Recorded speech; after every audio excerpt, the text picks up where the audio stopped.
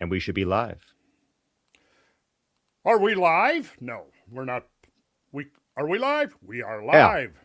We are live on December 23rd, 2025. We're kind of like a little bit sandwiched between the solstice, which occurred a couple of days ago, and Christmas, which is just ahead of us. And I thought it'd be fun to just get together with any number of fans of Squaring the Circle, my work, the things that we're doing here, just to get together a little bit and observe the holidays. And for this special occasion, I'm going to be joined by two of my fellow colleagues. There they are, John Arthur, Merry and Christmas, Randall. Merry Christmas, John Arthur, and Mike Robertson. Uh, some of you know Mike now. He's the founder and CEO of howtube.com. We've been working together for 7 years now, something like that. Indeed, indeed. Hello, everyone. He also is a very creative individual. Um, and this has been tremendously helpful. And I think we're going to see some of his handiwork revealed to the world for the first time tonight. I believe this could be, Sure. that's the rumor anyway. Oh my God. There Oh, it is. There it Hey. is. Hey, I gotta say, You it's some pulled it. good-looking stuff, Mike. Well- Of course, with a little help from AI, of course. But you can't rely solely on AI. You can't, like for anything. You have to put your own take on it. So, for sure, this was AI assisted. But boy, oh boy, this Yeah. is. Yeah, it what do was you- helpful what to do you have the think, AI Ben? assistance because, yeah, I mean, it was really tiring all those hours that I had to pose for this in full Yeah. regalia. And the expense of hand making that outfit, that was something. Yeah, I thought about wearing it tonight for this special occasion, but instead I just did my standard red shirt Next and Christmas hat. live You stream. can see I have a hat here, and there's this. Well, It's since important that the ball be showing. This is what you've told me here. yes, And yes. I'm wondering what the connection is between this design of a hat and the Phrygian cap of Yeah. the Mithraists, who had a little conical thing at the top with a ball on it. Mm, mm. I don't know. I wasn't able to research that. I have researched the origin of the Phrygian cap, but I didn't recall there being any particular connection with Santa's cap. But there is. Oh, there is. Well, You know this for a fact. I do not know. Oh, okay. But I think you can make the connection. And of course, you wouldn't invent a connection. You would look to find the facts, which is what everybody loves about you, is that you don't pull punches. You actually look for the evidence and let that speak for itself. And on that note, there's got to be a connection. I mean, I'm obviously speculating here, but I think there is somehow. We'll see. We'll see. Well, it's probably speculation with some substance to it, Mhm. but we'll look into that. Maybe by next Christmas we'll have it all figured out, and we will be able to historically trace those connections. But So, Randall, So- real quick, yes, we've already got some good questions coming in for Okay. after the solstice presentation. May I just plug that real quick? of course. So, folks, in the chat, we're putting in a form. Drop your questions. Some good questions are already coming in. Drop your questions in if you would like your question answered potentially, and also to be eligible for a giveaway. Randall's giving away a sacred geometry course. So, Nice. to be eligible, read the link that is going into the chat every so often. Just had to plug that real quick so that people would know. Right. So they have to what? They have to click the link and go through there to ask the question, Follow- and then they're eligible for the drawing. Yep. Follow the instructions there. Got it. Got Well, it. thank you, John, for keeping people in the know.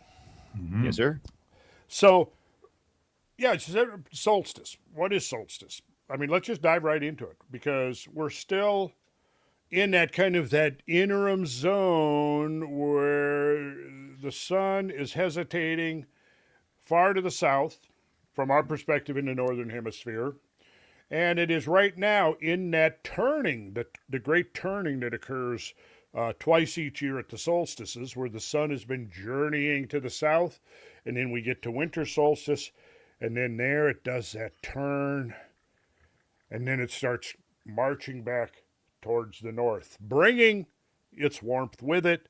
The days grow longer, the nights grow shorter, because we're in that phase right now where the nights are the longest part of the year. And of course, the increasing length of the night is what motivated people, inspired people to celebrate with lights, to create bonfires and candle festivals and all of the other ways that that one could conceivably celebrate the light. And then, of course, the idea of the returning of the light. So I like to call this, let's see, let's go to right into the title slide and get started learning about the solstice. Not that guy, but if there's anyone out there who could make that outfit, hey, that'd be awesome. Who knows? I might even get a part in the next the sequel to the Lord of the Rings. Who knows? Okay, so I'm calling this winter solstice, the ancient origin of Christmas and the regeneration of the world. Why? Because in the ancient archaic mind, there was seen to be an analogy between the lesser and the greater. This is a theme that I've expounded on years and years. It's at the root core of mythology. It's at the root of sacred geometry, this idea of sort of a fractal self-similarity and how that might have manifested in the ancient world's concept of time was that it was seen that there was an analogy between the day, the diurnal cycle, as it's called in astronomical lore, the diurnal cycle, and then the solar cycle, which was the rotation of the Earth around the sun. But then it was conceived that there was a third stage of this process, and that involved the world and the great year, the year that encompassed the annual year as the annual year encompasses the daily cycle, right? And it ultimately had to do, just like the daily cycle was derived from the rotation of the Earth on its axis. I mean, you think we can see, I should have brought my goal right there. No, right there is the world. You'll see it's tilted. All globes, if you look at all the globes, you'll see that they're tilted. The axis of the globe is not perpendicular to the horizontal. It's not perpendicular to the tabletop. It's tilted by 23.5 degrees. Well, think about this. If the sun is here, this would be summer solstice, if assuming this is the northern hemisphere. But because that tilt relatively to a year-to-year observation is fixed. So now, here's the sun. Winter solstice is what we've got right now. This is where the northern hemisphere is tilted the farthest away from the sun during the course of the year. And as the annual revolution continues, you can see, again, here's the sun. Oops, let's see. So here's the Earth's axis tilted away from the sun. Here's the sun. Now, as it's going around, there's going to be a point right here, which is going to be your equinox, which is going to be essentially halfway between the two solstices. And then when it gets over at this point, let's try it this way. So this would be summer. This would be winter. I have slides here that shows that, so why don't we just go on and get to that.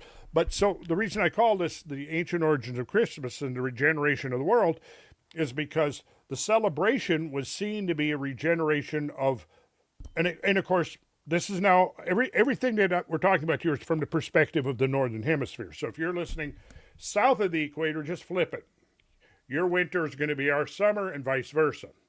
But the same principles hold regardless. Okay, so the regeneration of the world was generally seen to be the larger scope of the temporal or time framework, right? So it was not only the regeneration of the northern hemisphere with the return of the solar light and the warming and the return of life, because of course what you've seen since generally post fall equinox is that nature goes into a state of decline, or really what it's doing is going into a state of hibernation. But you see nature essentially shutting down its life force. The leaves turn brown, they fall off the trees, very little grows, and then you essentially wait for spring, because after the winter solstice, this is where the turning is. But the effect of that turning is not felt immediately, obviously. This is not how it works. We can pinpoint the solstices and the equinox to a mere nothing almost of time passage. Most people will think, oh, well, today is the equinox or today is the solstice. Well, it's not a day. It's not an hour. It's not a minute. It's not even a second, because you're looking at phenomena that is in constant motion relative to each other. There's no point at which there's a pause. Oh, it pauses. Okay, here's your equinox. Everything stops for a second, and that's our equinox or solstice. No, because it's a constantly moving system. You can fine tune that length of time to an infinitely small increment, right? What I do is I find, okay, I on my day-to-day life, I don't have much need for thinking or operating in terms of nanoseconds. We've sort of established through custom and through years and years of measuring time, we have come up with the minutest unit of time that basically functions on our day-to-day schedule, which is the second, right? So if you think of a circle on your clock, 360 degrees, or you think of a circle in geometry, 360 degrees, in both cases, those circles are divided into minutes, or a minute part of the circle. And then that doesn't provide the degree of precision or resolution that you might need in some cases. So you have even a finer degree of division, a second order of minuteness. So we've got hours or degrees, hours in the time circle, degrees in the space circle, degrees, minutes, or minute parts of that circle. And then we have seconds, which are even a second order of minuteness. You get it? So now back to this title, is that in the celebrations, what's being celebrated is the return of the light and the consequential regeneration of the world. Nature is coming back to life. But they also conceived of this on a larger scale, that periodically the world is destroyed in a series of cataclysms that mark and define the so-called Great Year, which is the consequence of the fact that this angular tilt of the Earth's axis, while it may appear fixed in our lifetime scale from day to day, year to year, over the long term, it's actually not fixed. It is doing like this. I got my pointer right here. Let's get this out. So let's say this is 23.5 degrees right here. Now it's sweeping out a circle. I'm not doing this. I'm actually sweeping out a circle with it. And that could now you can see from this that, like right now, if you take this axis of the globe, extend it out into space, it points almost right on to Polaris, which we call the North Star. However, a half a precessional cycle ago, when it's over here, look at this, 23.5 degrees up to vertical. Now it's perpendicular to the orbital plane, but it keeps going. Keeps going another 23.5 degrees. So 23.5 plus 23.5, it's 47 degrees, right? So if we go back 47 degrees, which would be right at about 12,960 years ago, the North Star was Vega, you see? And so there's a whole circle being swept out in the sky by this motion, right? So this was the Great Year. So the celebration of the return of the light was also seen, I'm elaborating on this because it was seen in that context of being an analogy for the Great Year. And the Great Year was analogous to the Earth year, the solar year, if you wanted to call it that. it was divided into 12 months, right? And each of those months, though, was an astrological age. So Taurus, Aries, Pisces, Aquarius, etc., each of those are 1/12 of the circle. So if you look at the old-fashioned type of clock, like the one I've got up on my wall here, which I like, I won't mess with the camera, it's perfect. So, but you look at the old-fashioned clock face, it's got 12 numbers on it, 12 divisions. Each of those represent 1 hour out of the day, right? Well, in the great year model, think of the same thing. In the great year model, you've got 12 divisions. It marks the beginning point of that circle. The 0 point is when, excuse me, when the sun enters the sign of Aries. So there's the beginning of the point. Now, because of the fact that the Earth's axis is not stable, it's moving like this, that point, which is essentially, you could call it the fiducial point. And that fiducial point is the starting point. So now it's slowly sweeping through. The traditional number for this full cycle is 25,920. Right now, based upon the rate of this motion, which may not be constant through the whole cycle, it'll be a little bit less than 25,920 because it's moving a little bit faster. But we don't know. It may be 5,000 years, 10,000 years from now. It might be moving a little slower. Anyways, there was an ancient number, part of this canon of ancient cosmological numbers, that represented the great year, and that was 25,920.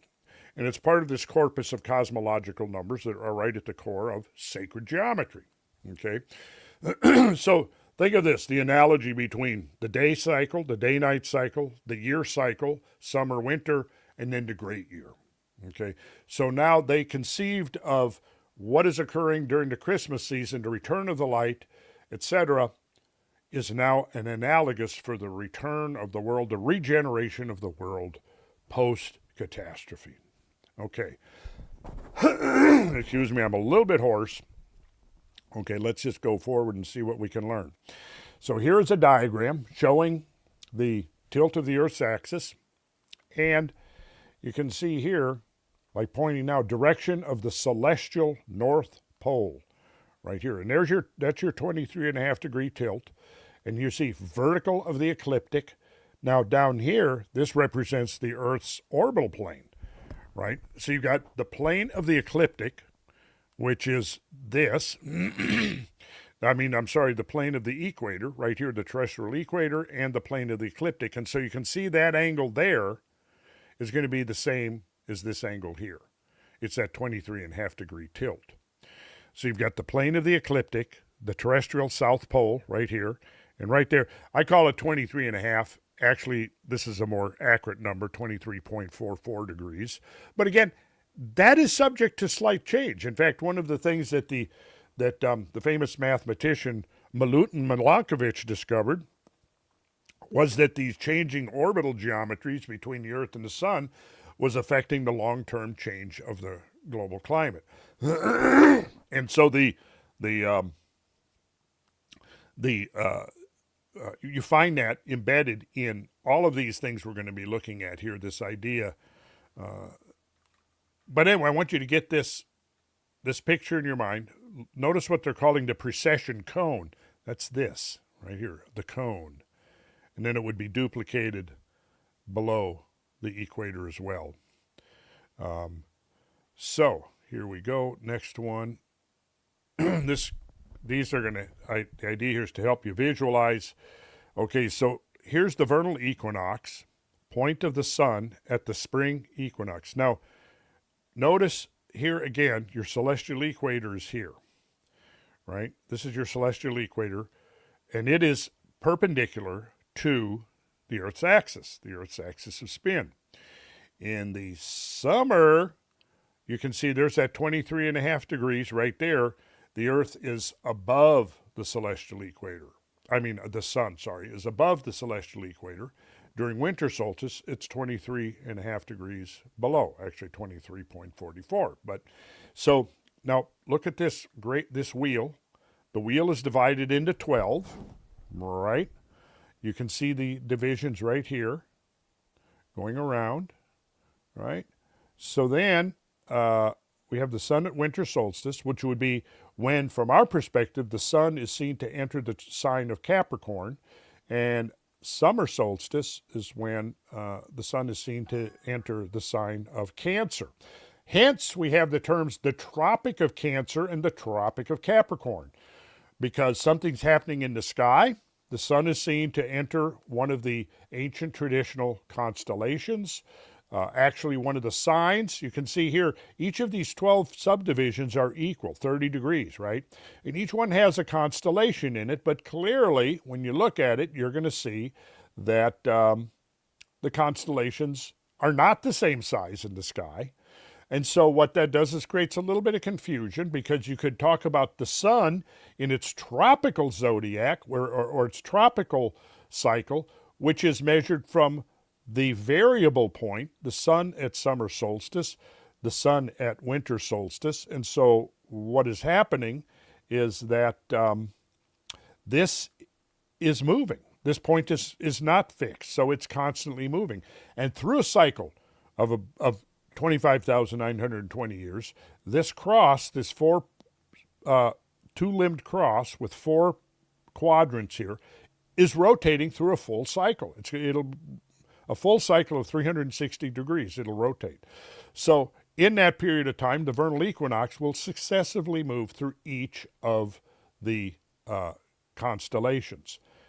And the other thing is that the tropical signs of the zodiac, as contrasted with the constellations, the signs are rotating because the vernal equinox is always going to be at this intersection here between the celestial equator and the plane of the ecliptic. And remember, the celestial equator is the Earth's equator projected onto the sky, and the plane of the ecliptic is Earth's orbital plane around the sun.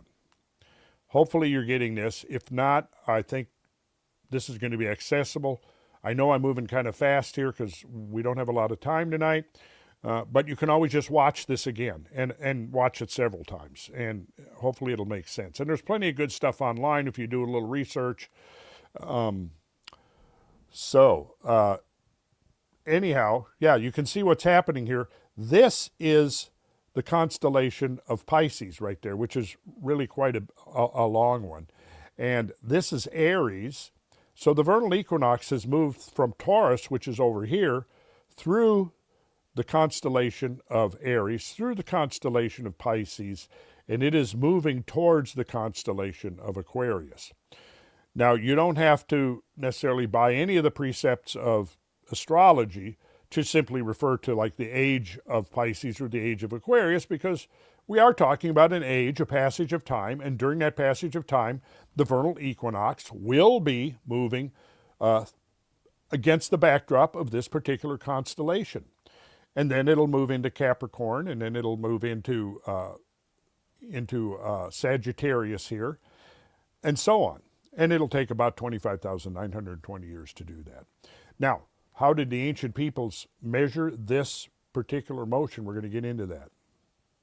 Let's go here and see what's next for us. Okay, here's just a stripped down, very simplified, but it helps to give the idea. Here's your north central pole, celestial pole, and your south celestial pole, and that again is going to be defined by the Earth's axis of rotation, right? Then you've got the celestial equator. Now look at here to get clear on this. Here's your celestial equator out here against the vault of the sky, and then here's your terrestrial equator right here. So imagine that you've got this big disk coming off the Earth's celestial equator, just projected into the sky. It's going to be flat. It's going to have basically no vertical distance at all. It's just an idea. It's a flat plane, like a piece of paper, thinner than that. Okay, and then the plane of the ecliptic. So the plane of the ecliptic again is the Earth's orbital plane around the sun, and you can see the word ecliptic. That should suggest a correlation here. That ecliptic refers to eclipses, right?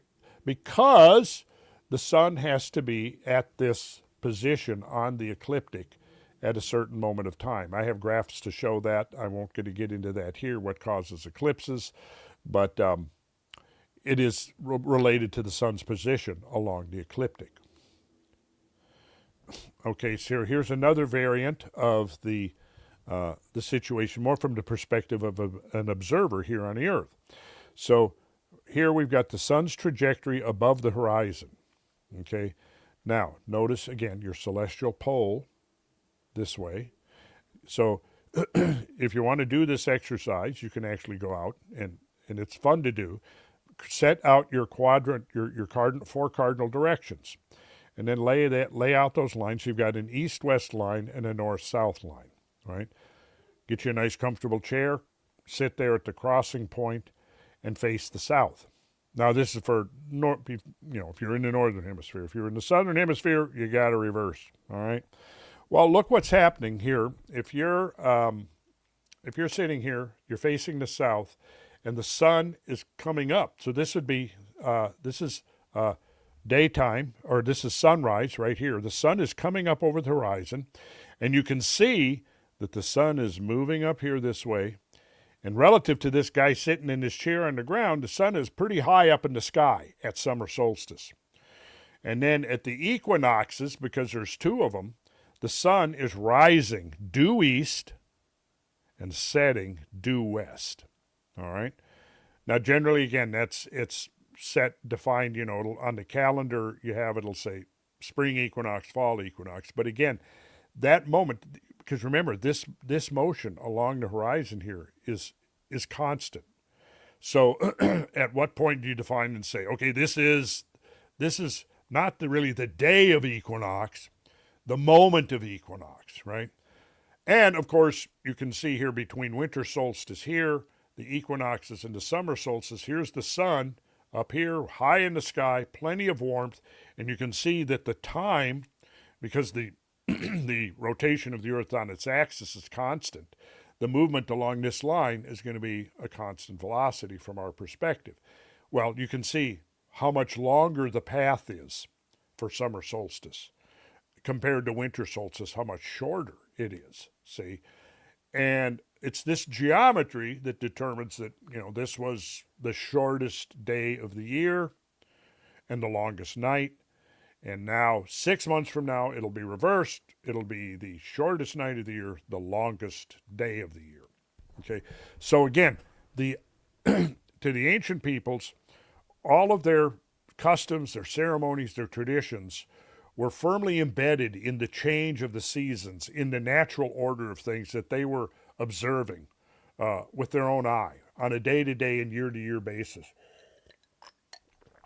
And probably if you had a priesthood that was observing meticulous motion in the sky over many generations, this is essentially what you'd have to be doing to detect the third motion of the Earth, which is the precessional motion. So here's just the wheel. Let's see, I've got somehow my stop share. I'm trying to move. Oops, sorry. I've got a text box that's sitting right in the middle of my screen. You can't see it, so I guess it's okay. So anyways, notice here we've got Aquarius, right? And you go through, here's Aries, right? Here's Taurus. You can go through. So look at this. Here's the cusp, what we call the cusp right now. And if you go back to Virgo, Leo, right here, that's going to be halfway through the cycle. And again, I'm using the traditional numbers, and they're all multiples of 2,160. So if this is the vernal, let's say the vernal equinox is right here, and we go back through Pisces, then we go back through Aries, then we go back through Taurus, the signs are each 2,160 years, right? Because that's kind of an invented concept to help bring order out of this chaos of motion that we see that is actually not chaotic. It's very regulatory, but it's still a lot to take in and understand. So you can see that each of these numbers, 2160 doubled is 4320, tripled is 6480, and we can see coming around. So the full cycle of 25,920 years before present would be 12,960 years ago. So now, I know some of you are now out there getting familiar with the Younger Dryas, and the Younger Dryas is now being dated at about 12, just slightly less than 12,900 years ago. So for all, plus or minus the bar of error, you could actually put it right here directly at this cusp, that halfway through this cycle ago was the beginning of the Younger Dryas, right? And then the end of the Younger Dryas was during this age of Leo. By say age of Leo, that's because the vernal equinox was transiting against the star constellation of Leo. And then for 2,160 years later, it then entered the sign of Cancer. The problem is, think of this, each of these constellations remains fixed, but the wheel is turning. So roughly 2,500 years ago, everything lined up really nice. But now, because the wheel is turning and the fixed stars are fixed relative to each other in the sky, there is now an offset between the signs and the constellations. So that's something that, we don't want to spend a lot of time getting into that, but that is kind of a confusing thing for some people. It was for me initially years ago when I was trying to think about that and make sense between the two different ways of measuring time. And, finally, after considering it and reading about it and actually making observations over a course of years, it sort of became clear to me what was going on. But anyway, so here's the thing. You go through this cycle, and we get to the winter solstice. The night has been shrinking. The day has been shrinking. The night has been increasing until it's now the longest it's been throughout the course of the year. And if you didn't know better, this could be potentially, actually figuratively, symbolically, reminding one of the greater cycles during which catastrophes are seen to happen. And it's understood that, of course, in a cosmic cycle, an event whose counterpart in the yearly cycle, now in the yearly cycle, we have catastrophes. We have a hurricane season, we have a tornado season, we have a fire season. There are periods of time when things are, of certain kinds of things, are more apt to happen, right? The same idea translates into the concept of the great year. And so there was an aftermath to this period of darkness, and we can literally now actually point out periods of time that were dark or even darker due to primarily two things. Volcanism can spew lots of stuff into the atmosphere that increases the opacity of the atmosphere. Meteorite and comet impacts can explode in the atmosphere and wrap the Earth in a shroud of cosmic dust. Both of these things, but particularly cosmic impacts, can trigger large-scale forest fires, which now put more material into the atmosphere. And we know even from modern experience, like when Mount St. Helens erupted in 1980, in a distance not too far from Mount St. Helens, it was as dark as night during the afternoon. And likewise with some of the other big volcanic eruptions, when Tambora erupted down in the South Pacific there, near Indochina, up to a couple of hundred miles away. It was so dark you could hardly see your hand in front of your face. And that was because all of the light of the sun was being reflected back out by the dense particulate matter that was saturating the atmosphere. So we have this idea of the diminishing of the light, and then the celebration that follows once it becomes obvious that the sun has gone through this turning point on the horizon. And each day, day by day, you could see that the sun was going further and further away to the south. And each day diminished in length, the night increased, the nature shut down more and more, it became colder. And then what happened? Nature reverses the process, and now the light starts to return. Okay? So there was a celebration that we can find remnants of it from all over the world, sometimes still extant. Our own Christmas celebration, which is the 25th, Okay. Now you've got, depending on whether we date the winter solstice to 21st, 22nd, it can vary from year to year. We've got 3, maybe 4 days by which that fourth day, that turning, to anybody who's making an astute observation, that turning has now become obvious. Yeah, the sun is returning. Typically, a lot of cultures had a priesthood whose purpose was those kinds of observations of astronomical motion. They could come forward and say, yep, okay, we're good for another year. The sun is turning. It's coming back. The days will get longer. They could be conceived as prophets or seers because they see this process that's going on. They understand it intellectually, and so they understand what they're looking at, right? So they can come and say this, we've escaped destruction. The world is regenerating. It's coming back. The light is returning. Let's have a party. Let's celebrate. The Romans, it was Saturnalia. Let's kick out the jams and have a lot of fun. And then before we get back to work again at the beginning of the new calendrical cycle. So here we have that wheel. This is a useful wheel. I've categorized a lot of events that have happened when we go back through history. Just like I mentioned, the one here virtually half of a cycle ago was the beginning of the Younger Dryas. And that was a tremendous catastrophe. And the recovery time of that was quite long. And it is very probable that during episodes of the early, particularly Younger Dryas, there would have been periods of planetary darkness. That is not at all an outrageous assumption to make. Okay, so let's go on here. I'm showing this, and this is just an interesting, we're not going to spend a lot of time on this because I get more detail into this, because what we're doing with here tonight is just a truncated version of the longer stories that I put together, and we did a live stream a couple of years ago. We're not going to do that whole thing tonight. We're like I said, we're doing a truncated version. But this shows very much like the position of the sun relative to the plane of the ecliptic, which is this yellow line, and the galactic plane right here.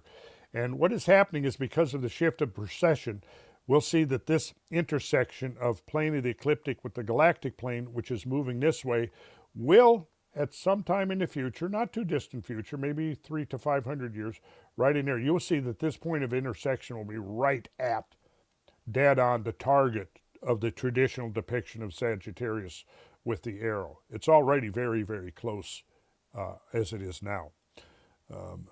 But that's something, if you're still around in 300 to 500 years, you should be able to witness this.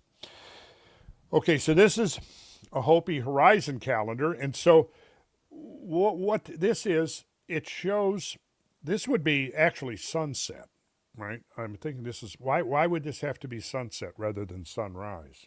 Well, if you're facing west, south is to your left. So here's December 21st, right, when the sun is at the farthest, most southern position. And you can see that through the course of the weeks and months, its position on the horizon changes. It's moving here towards the north, and then it's moving back to the south through 6 months, right? Now, in most cases, unless you're living on a little island in the middle of the ocean, you're not going to have a flat horizon. So the idea here is that you carefully mark key points, like look right here. On December 10th, the sun will be setting right there in that little shallow V, right? Then on December 6th, it's moved up here in the a line tangent to the solar orb is just hitting the beginning of this slope. This is a good one. November 24th, right there, the sun is setting right in that saddle, right? So when you see the sun setting in that saddle, you can, you can calibrate that to whatever your own calendar is, right? Look here, January 20th now. The sun stands right over this peak right here. And so this is what ancient peoples all over the world did. They made these observations of the transit of the sun from north to south along the horizon. Now, if you're facing east, then the sunrise, which is going to be to the south, is going to be on your right. Right? If you're facing west, sunrise, or do I have that backwards? I am really sleepy. So, but yeah, so this is okay. So this is December 21st.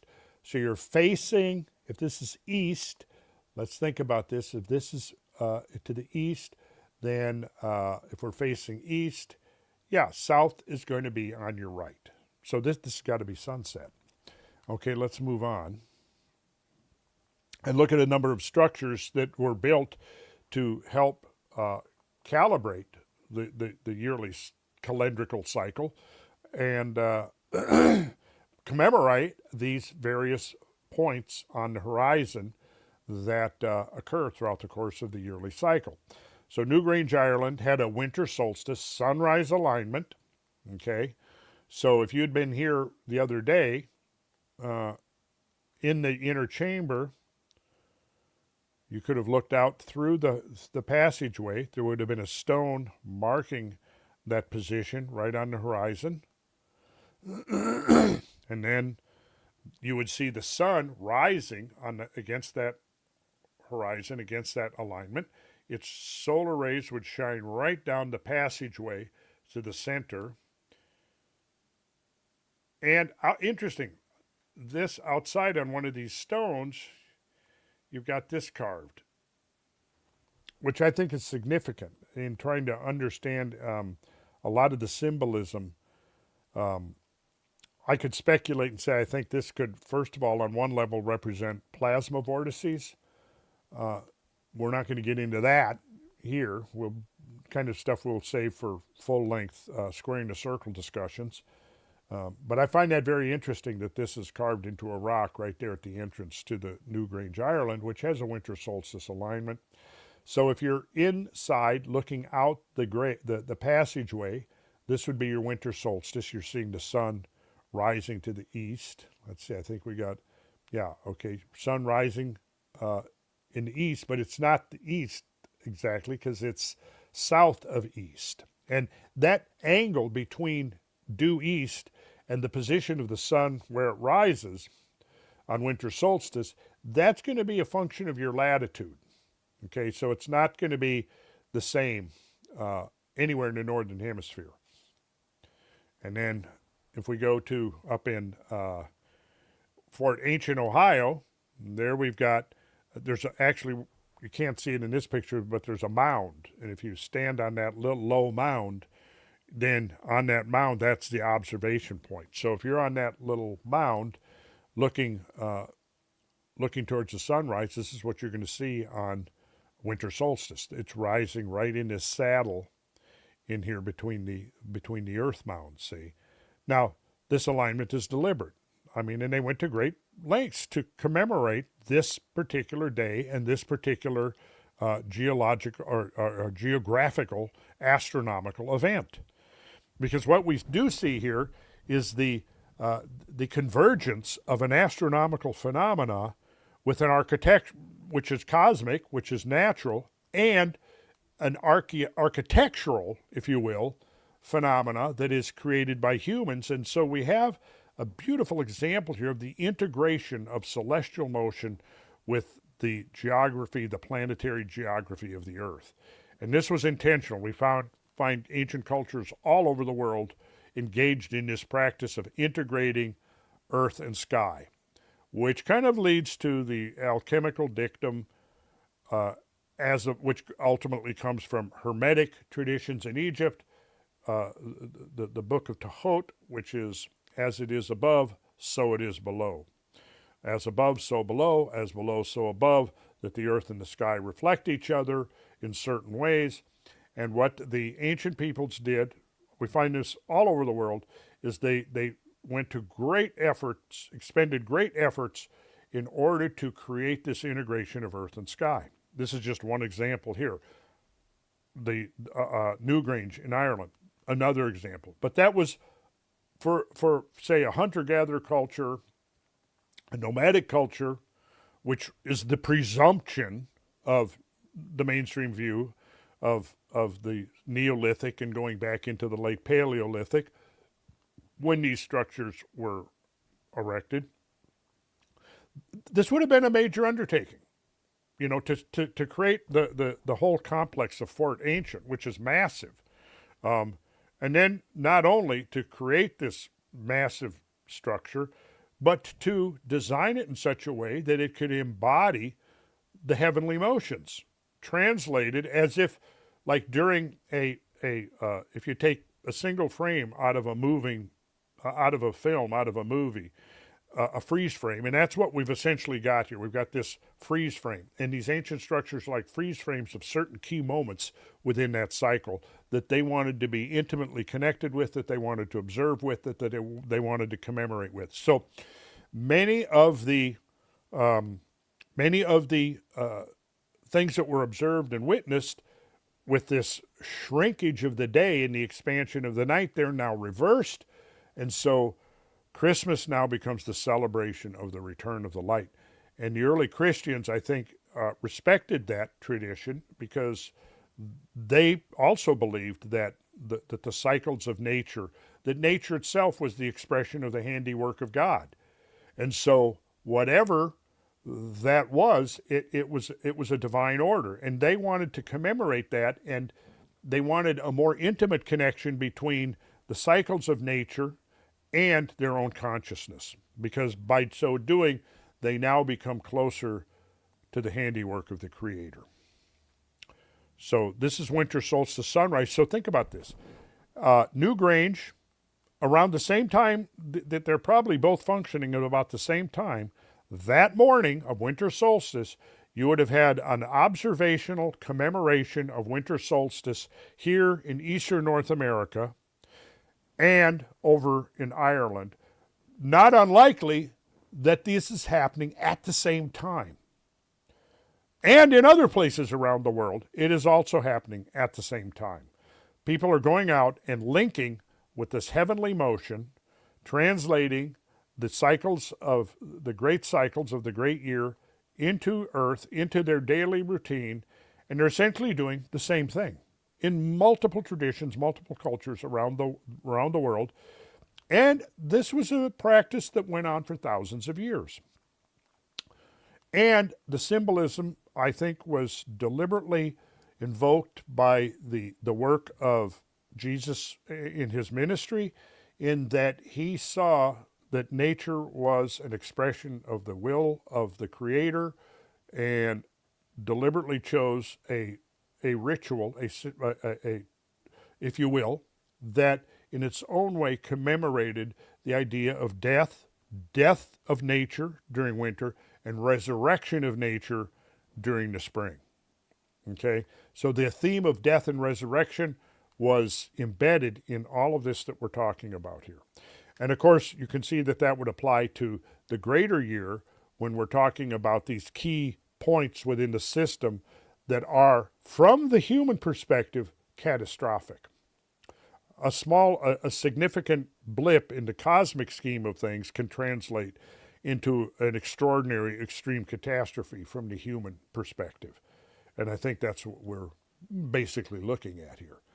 And then you have this period of time, the darkness that follows the catastrophe, and then the clearing of the skies, the return of the light, and so on.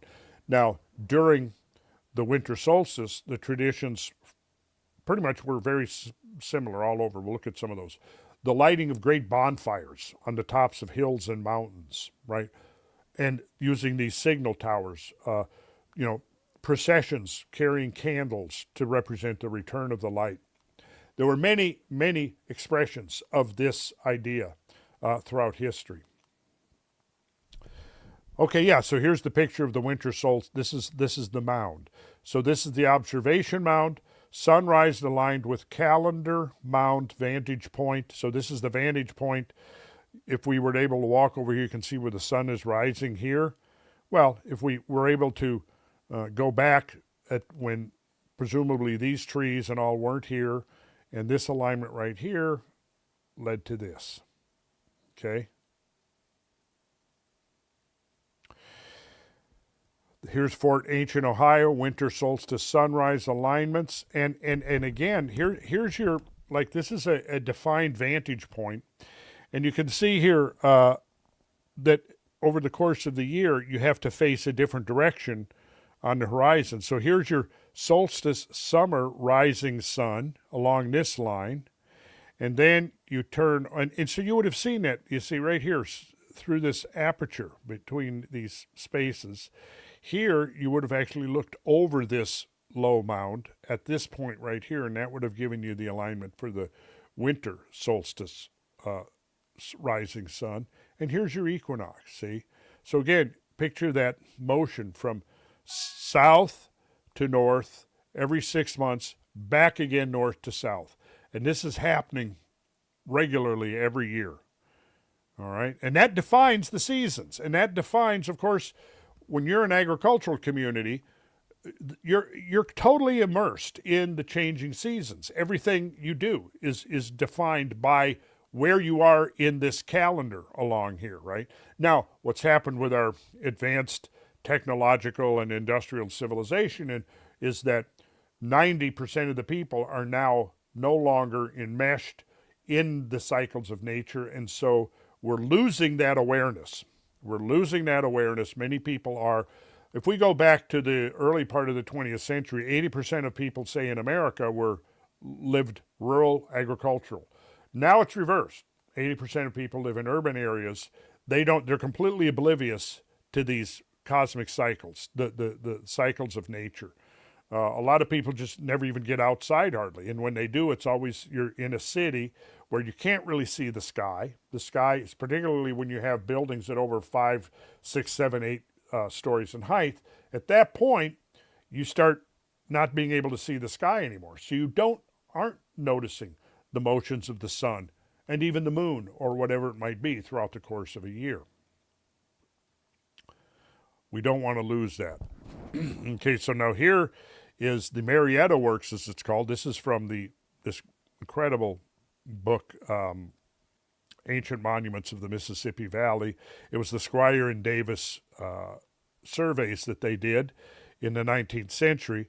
This one commemorates the winter solstice sunset.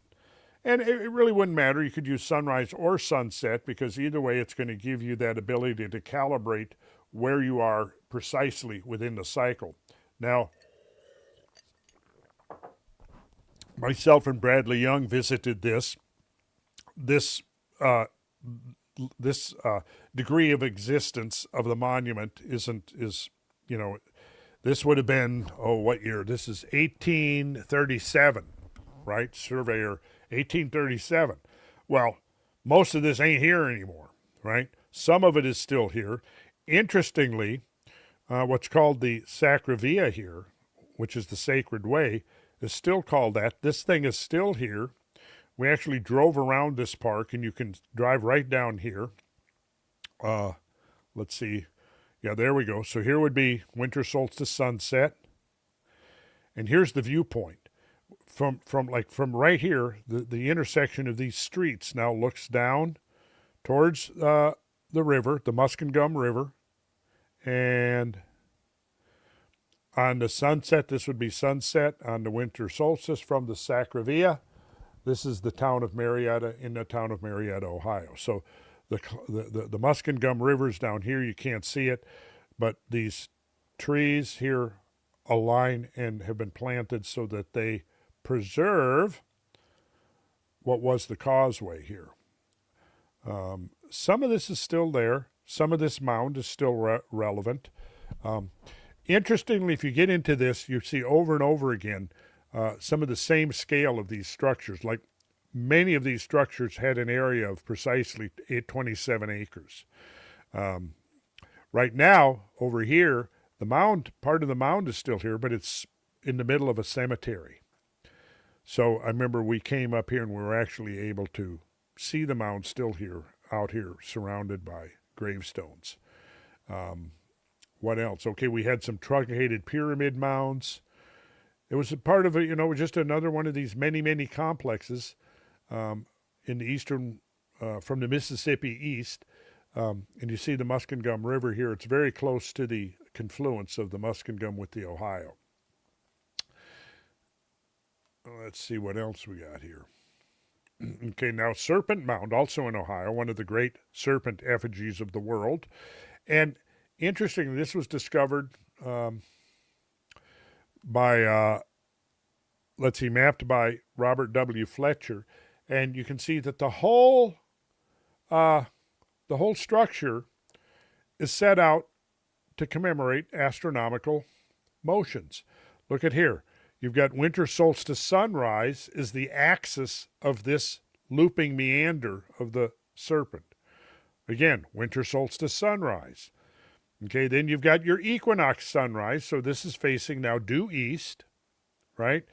Winter solstice is going to be to the south of east.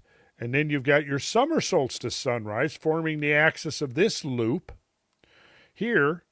And then you've got your north-south axis. Notice this. You've got the spiral loop that forms the tail. Going from the center of that, follow this out, and you've got this intersection point here, which is right here at the curve of the mouth, if you want to call it that, which would be, look at this. This point right here is this point right here. See? So look, going from the center of the tail, looped tail, coming across this way to this point here and extending onto the horizon, points to true north. And then the main axis from here through the center of the elliptical head, which we see here, from here through the elliptical head, projected onto the horizon, gives you the summer solstice sunset. Okay? Pretty incredible. And when you begin to appreciate the scale of this enterprise around the world, I mean, it's pretty mind-boggling, really.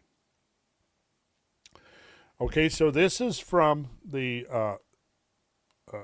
Spirit of Chaco blog here by Christina's Hand site. If you want to learn more about this, she's done a great job of putting a website together where you can see here you've got this illumination during winter solstice. This picture was taken in 2004. So I'm recommending, Spirit of Chaco. That's Spirit of Chaco. Here's the link if you want to learn more about Chaco Canyon, which is filled with astronomy. You can see this illumination of the sun that occurs on this wall. Let's see if I've got something else. Yeah, and it moves along the wall. That's the thing about it is the course of the year, it moves. So it becomes like a clock in a way. So depending on where it is positioned on this wall, it can tell you what is the time of year. Okay. So here's, how did I pronounce this? Mashau, I don't remember, but it's something like that. This is Orkney, Scotland, burial ground, and here you've got illumination by sunlight on winter solstice coming through the passage. Let's see what's next. Winter solstice sunrise alignment at Angkor Wat.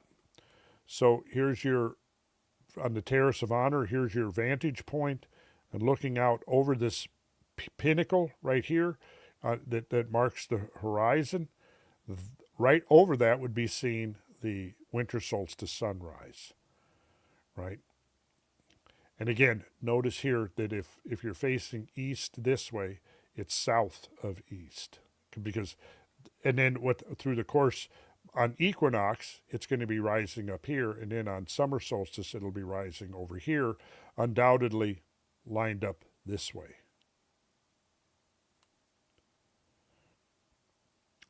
Devonstone Circle is also a winter. Let me see. Do I have a? Yeah, I have. I don't. Let's see. This. I meant to get a graphic which actually showed you how this marked the solstices. I was unable. I ran out of time. I didn't do that. But this is another one of many stone circles throughout the British Isles and Northern Europe that are laid out to commemorate the four cardinal directions and the auspicious points during the annual cycle especially solstices and equinoxes. This is from, let's see, this is from the work of Hugh Newman, who I recommend. If you really want to learn more about this, he's got some great books out. I've met him multiple times at various conferences and so forth. Real nice guy, does great research. But this is in Malta. He's got the megalithic temples of, don't know how to pronounce this, Najdra and Hagerkim. I don't know. Somebody call up Hugh and ask him how to pronounce these. Have winter solstice alignments built into their structures. Najdra at 3400 BC has a primary orientation eastward to the equinoxes, but during the winter solstice sunrise, a dagger of light forms illuminating a vertical slab on the right side of the apse. So look here, you see this winter solstice right here, and then your summer solstice right here. And then, of course, your equinox would be due east. Or on the summer solstice, it appears on the left side of the apse. It appears that this temple was designed as a calendar marking the movement of the sun throughout the annual cycle. So this is from the work of Hugh Newman. And Hugh has got some very interesting books. These are my two mostly favorite. His book on earth grids, The Secret Patterns of Gaia's Sacred Sites, and Göbekli Tepe, the world's first megaliths. And then he's got a couple more, if you're interested in this, which something interests me a lot, he's done a lot of research on the evidence for ancient giants. So he covers some interesting territory here. So winter solstice traditional meaning. Because the winter solstice is the reversal of the sun's ebbing in the sky, in ancient times it was seen as the symbolic death and rebirth of the sun or of a sun god. In cultures which used cyclic calendars based on the winter solstice, the year as reborn was celebrated with reference to life, death, rebirth deities, life, death, rebirth deities, or new beginnings and reversal, as in Saturnalia's slave and master reversals. And going back even as far as Egypt, the ancient Egyptians worshipped the god Re or Ra, I think it's usually pronounced Re, who had the head of a hawk crowned by the blazing disk of the sun. At the winter solstice, Re was seen as debilitated and infirm, but with the return of the sun in the immediate aftermath of the solstice, Re is revived and restored to health. To commemorate his recovery, ancient Egyptians filled their homes with green palm rushes, symbolizing the triumph of life over death. And then you had the Dionysian festivals in ancient Greece. The Dionysia was originally a rural festival in Eleutheria, Attica, in the Greek right here, probably celebrating the cultivation of vines. It was probably a very ancient festival, perhaps not originally associated with Dionysus. This rural Dionysia was held during the winter in the month of Poseidon, the month straddling the winter solstice, that is, of December, January. The central event was the Pompeii, or the procession, in which phalloi were carried by phallophoroi. Also participating in the pomp were canophoroi, or young girls carrying baskets, who carried long loaves of bread, who carried other offerings, jars of water and jars of wine. All of this was to symbolize the idea that, you know, the fruits of nature were still intact, that the cycles of nature were still intact. But anyways, the Dionysia was a rural festival held in ancient Greece that was centered around the winter solstice and the return of the sun. Then you had Saturnalia, which was the Roman counterpart, a festival and holiday in honor of the god Saturn, held on the 17th December of the Julian calendar, and later expanded with festivities through the 23rd of December. The holiday was celebrated with a sacrifice at the temple of Saturn in the Roman Forum, and a public banquet followed by private gift giving, continual partying, and a carnival atmosphere that overturned Roman social norms. Gambling was permitted, and masters provided table service for their slaves, as it was seen as a time of liberty for both slaves and freedmen alike. The common custom was the election of a king of the Saturnalia who gave orders to the people, which were followed and presided over the merrymaking. So, in other words, it's kind of like, hey, the light's coming back. We made it another year. The cycles of nature are clinging, perpetuating their predictability. So this is a good thing. So we can relax, breathe easy now because the light is coming back, and we'll make it. Kronos, the god of time, counterpart of Saturn, and notice the scythe, of course, and the hourglass. We get into some of this, and we'll be getting into discussing these layers of symbolism in the squaring of the circle. But there's more here than meets the eye. And then we see Saturnalia festivals, various depictions of the ribaldry, the party-like atmosphere that pertained during this period of time. Not that I'm advocating having a 3 or 4 day party or more than that, but so yeah, Saturnalia festivities. So this was a big part of the Roman culture at the time. And this was how they celebrated the return of the light. And then you had this, the farolito, which is a paper lantern used by Hispanic people in Christmas processions, from faro, which means lighthouse, and lantern. Now, from the Latin, the Greek pharos, remember one of the wonders of the world was Pharos, the great lighthouse. Yeah, an ancient lighthouse or beacon to guide sailors. Okay, so then they would set out these processions like this. Here's farolitos leading to the 1717 Spanish mission. So this, again, was done to commemorate light and the return of light after this period of darkness. So here's an artist's impression of the Pharos of Alexandria. Must have been a pretty impressive sight to sailors coming in, seeing this thing. Yaldanite.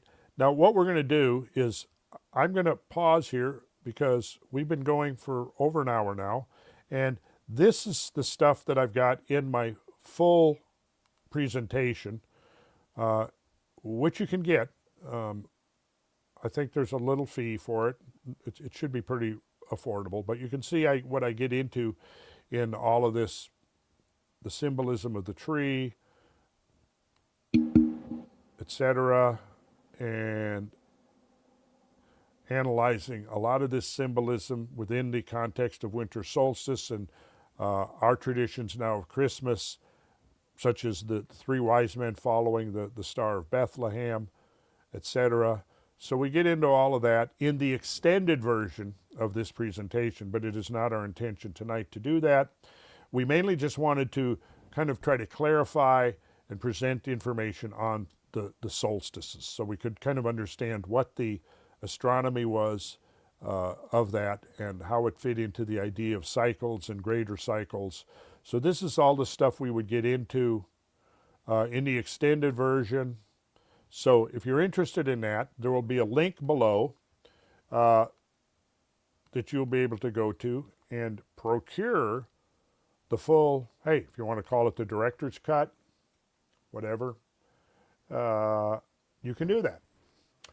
So on that note, let's get to some of the questions and answers, John. Well, like you you said, provide the questions. I'll do my best to provide the answers. we've got the questions all lined up, and we've got one more thing that we got to do. Well, so first off, we've got a long list of questions, and so we're going to read those off.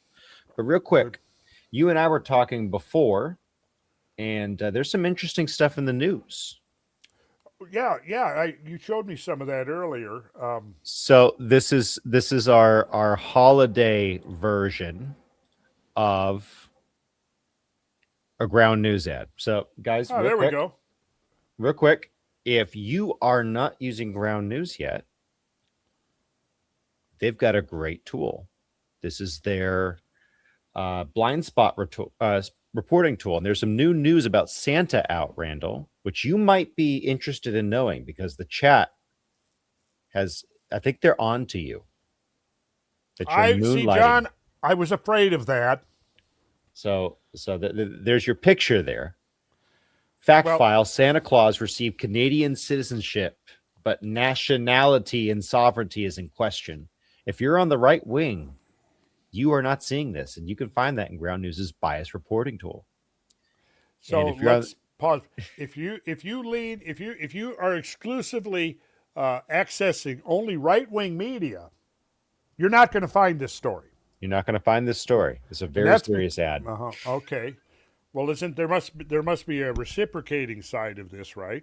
There is. So bad news for Santa. Climate change could take out the reindeer. Actually, counter to the normal point. If you're on the left, you have not seen this story.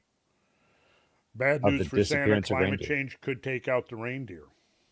So if you're on the left wing, you would only see this in their blind spot tool. So by using this tool, you can find out what particular stories, what particular information is not making it to the factions that are only exposing themselves to one side of the political spectrum of the mainstream media. Is that I've got that right? Isn't that right? Yep, that's it. Okay, so we've inserted this here because Ground News is now one of our sponsors that is helping us bring this information, this story, to a wider audience. And so what they're doing is very valuable to us. And because of the fact that I was already using Ground News, interestingly, and finding out about all of its capabilities before they reached out to us, I said, John and Mike can both confirm this, that I said from the beginning, if we're going to do advertisers, it's got to be something that either I use or something that I believe in and would be willing to endorse whether or not I was getting paid to do so. And so far, we've pretty much stuck to that criteria. So, yeah, I like this. It took me a while to actually begin using the bias tool. Excuse me. Yeah, I always sneeze a little bit more around winter solstice for some reason. I think we all do. I've got a nasty cough I've been fighting off. So, really? folks, check out the link. Yeah, check it out and remind the folks what the Vantage plan is. So that's the one that supports Randall, and that is the full plan that gives you access to a number of tools. This is a good use of AI. They actually reached out to us and about the sponsorship, so we're really pleased to have them on. They seem to be a good use of AI. With all the bad uses out there, this is a good one. And you guys get $5 a month if you use the code down below.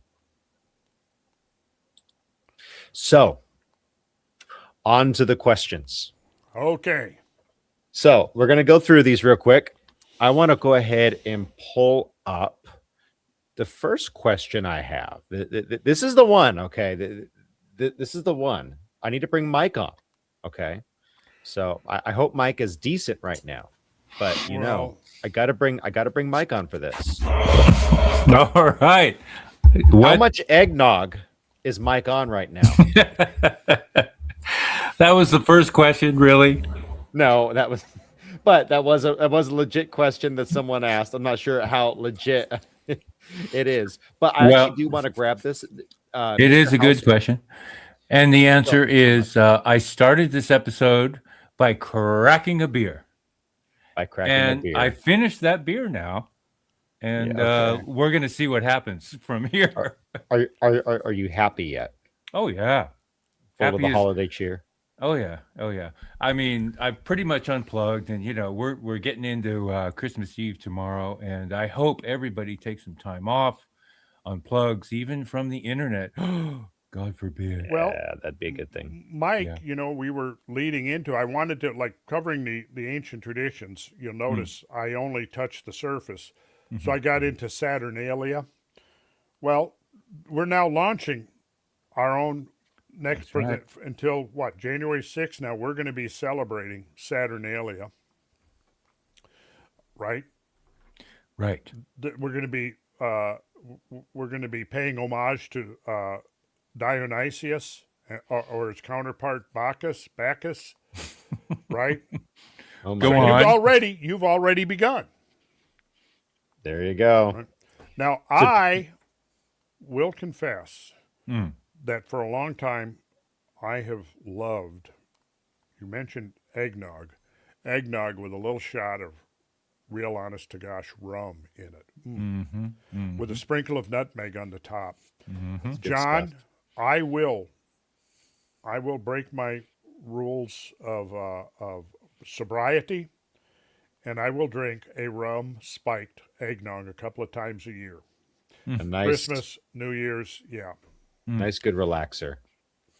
So this is Yep. from Mr. House Party 6. If you're ready for the next one. Okay. So he did not put this through the form. So Mr. House Party 6, make sure you put this through the form, which is going out in the chat. If you want to be eligible to win, at the end we'll announce favorite question. Okay, it's going to be Randall's pick. So, but he gave us a super chat, $10. Thank you for that. And by the way, Birdie 1965, thank you for the $20 super chat. At Randall Carlson, how many cultures have the 25,000 year cycle in their mythology? Approximate, please. There's a lot of cultures through a lot of times. I probably could think of a half a dozen that had at least some variant or other of it. Certainly the Egyptians, certainly the Greeks, certainly the Sumerians, the culture of the Puebloan culture of the Southwest had a version of the Great Year. The Mayans had a version of the Great Year with 4 seasons in it and 4 destructions. The Hopi Indians were very explicit about this cycle with 4 substages in it. The builders, the builders of Angkor Wat and the great complexes in Indochina certainly were commemorating the grand precessional cycle. Pretty much that's how you'd have to approach it. Who was setting out and observing the precessional cycle? Because it's the precessional cycle that gives us that number 25,920. Now, again, this may not be the exact number of the precessional cycle. We don't really know because of the fact that we don't have enough modern observations to determine that this rate of changing is constant through the whole cycle. Like I said earlier, it could be sometimes speeding up a little, sometimes slowing down slightly. I would guess, though, that I'll mention this. In many of the textbooks, they don't bother to refine the number. They'll just simply say the precessional cycle of about 26,000 years, right? So if it's 25,920, that's 80 years short. But as it turns out, the traditional number of 25,920 is closer to the extrapolated number based upon current rates of movement. It's closer than the rounded number of 26,000. So look, if mainstream textbooks can round it off and say 26,000, when we say 25,920, we're actually closer to the actual number that it would be based on the modern rate that we've identified over the last couple of centuries. Anyways, yeah, many cultures. If you want to get started into a study of this, which is extremely valuable and important, I would recommend going back to one of the fundamental works that came out in 1969 called Hamlet's Mill by Giorgio de Santillana and Hertha von Deschend. Came out in 1969, and essentially it's about the ancient concept of the Great Year and the association that people had with terrestrial events and cosmic events and how they commemorated that. I found a good source of information is some of the work on mythology by Sir James Frazer, who really did a massive compendium of cataloging the details of ancient customs and ceremonies and traditions and mythology, integrating them into his work. What was it? Anyway, Sir James Frazer, you look it up, you'll find it. You can probably even download a a Kindle copy of it for free, I bet, because it's, obviously older than copyright has expired on it. So look up Sir James Fraser. I have his book right back there, I think on that shelf right there. I would get up, walk back, look for it, find it, and carry it back, but I'm far too lazy to do that. So we've got dozens of questions. We won't get to them all, but we're going to try to push through. Let's go to the next one. So I live about an hour from New Grange, and I study sacred geometry for about 10 years. I have found a geometry connection in a curbstone at New Grange. It took me many years to understand. My question is, when will the people of Earth restart a new phase of megalith building for future generations to look back at? Oh, well, interesting question. Now, you say megalith building, that implies we're building with big stones, but we can build anything that incorporates those principles. Remember, we're looking at a fractal system. So I like the idea of building with big stones because obviously big stones, if you're trying to, preserve a system, you couldn't do better than using megalithic stones. I don't know if we'll ever be doing that. Maybe we will. I'll say this, though. When you look at this system that has so many parallels and similarities all over the world and even through history, it seems pretty obvious to me that there's a system there that has been preserved and transmitted more or less intact through the centuries and throughout the various cultures around the world. And if that's the case, and I just propose that as a hypothesis, then the question is ultimately, in my mind, what is the origin of that system? I don't know. I would even go further to speculate that it is prehistoric, that it precedes history by some elapse of time. You saw one of Hugh Newman's books was on Göbekli Tepe, which is now, it appears that Göbekli Tepe was almost pretty much commensurate time-wise with the end of the Younger Dryas, in which we know that something very profound happened to this planet. The balance of terrestrial nature was altered in extraordinary ways right at that period of time, about 11,600 years ago, which is now the dating, it appears, of the final phase of Göbekli Tepe. Hugh talks about that in his book. But yes, part of what we're trying to do right here at Squaring the Circle is to revive the ancient system. And we're going to be going into that in great detail over the next year. How do we do that? How do we incarnate that system in the 21st century? The people in the Middle Ages who built the Gothic cathedrals were using a different system, a different methodology than the builders of Stonehenge and the megalithic rings in Britain, who were using a different methodology than those who are constructing the monumental earthworks in North America. Yet underneath the Gothic cathedrals, underneath the megalithic stonework of the British Isles, and underneath the monumental earthwork of North America, we find the same template. So the question is, can we take that template and adapt it to modern techniques, modern society, etc.? And I think the answer is absolutely yes, we can.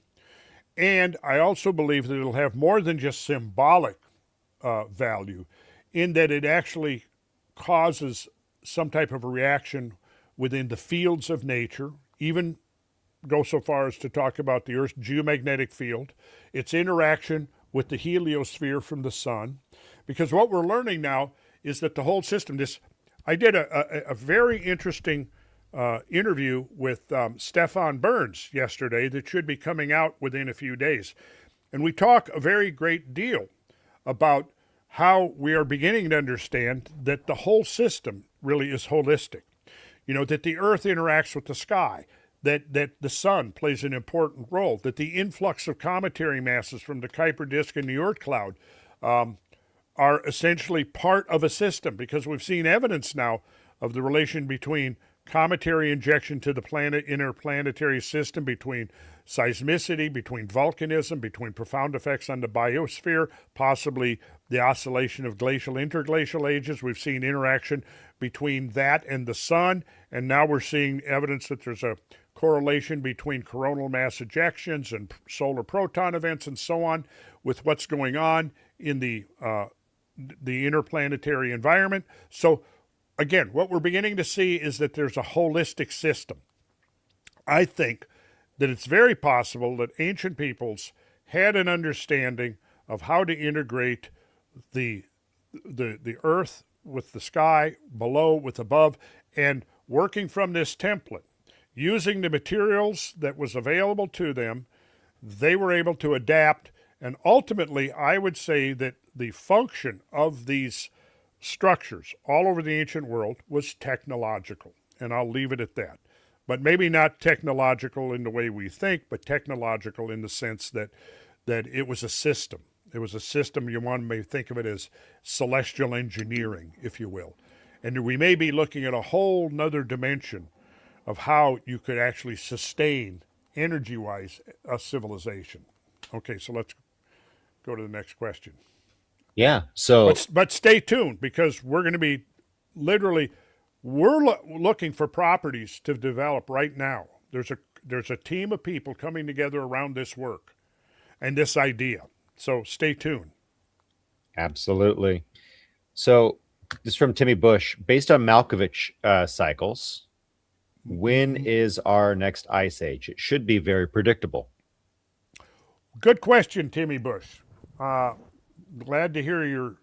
Well, I didn't hear your voice, but I could imagine that instead of John his Arthur's melodic voice, chords. Yes. Well, based on the Milankovitch, I'm guessing it's like 12,000 years from now. But there's something else we have to look at besides Milankovitch, because Timmy, if you watch my series that I'm putting on the Younger Dryas, I'll try to make this clear to you, is that you can actually look at the curve of temperature change coming from out of the late glacial maximum between 15,000 and 16,000 years ago into what's called the Balling-Alerode warming, and we begin to see the temperature graph going up. Then suddenly, for about 1,300 years, it's interrupted and it's spazzing, really extremely. Then the spasms calm down, and then the curve of temperature continues to make this gentle rise up into the warmth of the early Holocene. Well, if you connect the curve on the lower end and you take out the extreme oscillations of the Younger Dryas, you can see that the lower curve connects nicely with the upper curve, and that is the Milankovitch forces, which are based upon three things: the precessional motion of the Earth's axis, the obliquity of the ecliptic, its tilt, that is, and the eccentricity of its ellipse. And each of those things can do one of two things. It can increase the amount of solar radiation reaching the Earth, or it can diminish it. So sometimes if you have three diminishing all at once, it's going to cool down. If you have three increases in the thermal energy, things are going to warm up. Oftentimes, they cancel each other out. To be honest, Timmy, I have not looked at when the next period is going to be when they're going to be cumulatively all three of them aligned with cold. But I would think that what that was going to do was cause a general climatic global cooling, but not necessarily the kind of extreme glacial interglacial oscillations that we have seen throughout the record. I think that there's something else there being imposed or juxtaposed on the smooth, soft, gentle curves of the Milankovitch forces that are slowly altering the amount of solar radiation reaching the Earth through the changing geometries of the relation between Sun and Earth. So sorry that I can't give you that prediction, but I could probably find that out easy enough. So I'll see what I can do, Timmy. And I look forward to traveling with you next time. We had a lot of fun in the Azores, didn't we? Timmy, by the way, was there. He's participated in a bunch of our tours. He's been very helpful. He's always great to have around. He's a lot of fun. And I'm looking forward to the next one, Tim. Tim, me. All right, what's next? Is it possible to precisely measure Lake Michigan's Stonehenge dimensions to identify builders' ancient units of measurement and use submersion data to establish time frame of their use? Two-part question. Second part, absolutely, because we've now documented the rise and fall of Lake Michigan in post-glacial times. I don't remember the exact timing of it, but yes, we can determine when that window of opportunity to build that structure.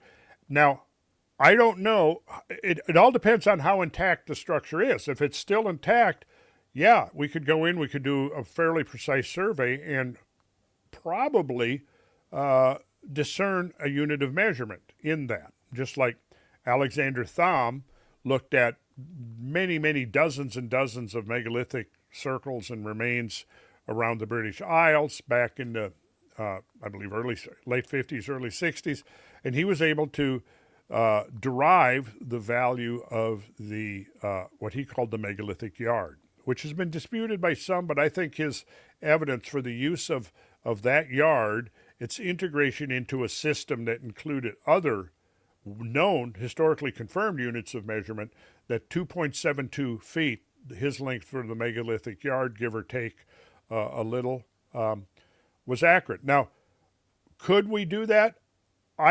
We could, depending on the condition of the structure. Now, if the rise of the lake was a relatively gentle affair, and it didn't, like, you know, the surf, the energy of the surf didn't knock stones over, whatever. I tell you what, I haven't done enough research. I remember when that was first revealed in the news a number of years ago. I did look into it, but I couldn't answer the question, is it intact? Is the original structure intact enough? If it was, the answer to your question is probably yes. We could probably derive a unit of measure. And wouldn't it be interesting that if that unit of measurement fit into part of a universal system? I found evidence that the builders of, and I'll be getting into this in the extended versions of Squaring the Circle, the builders of the monumental earthworks of eastern North America and the Mississippi Valley looks like they were using the same unit of measurement as the builders of Stonehenge. I'll leave it at that, and we'll get into that at some point. When we get into the discussion, the subject is sacred metrology, metrology being the system, the study of measurement. So but that's a good question. I like that question. Okay, what next? What discovery of any kind would you like to see for your Christmas present? Well, a discovery that, let's see, what discovery would be my... Well, I'm very much interested. I mentioned the word technology, and my growing belief that the whole system was technological, that it was a way of influencing or controlling or manipulating subtle forms of energy that may have been directly related to geomagnetism and the concentration of plasma.